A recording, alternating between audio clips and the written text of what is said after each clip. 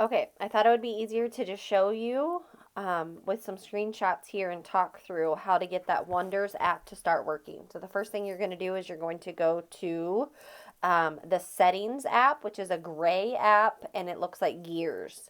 You're going to look down here on the left-hand side, and you're going to find General.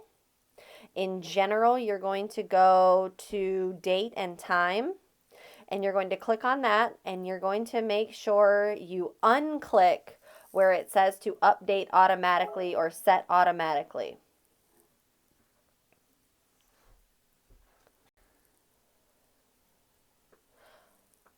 After you have done that, you're going to keep scrolling back down here on the left and go to Safari. Oh, I'm sorry, this is the wrong screenshot, but here's what it's going to say in that date and time area. This is what you want to unclick. You want to make sure this is unclicked. After that's unclicked, you're going to go down and hit Safari.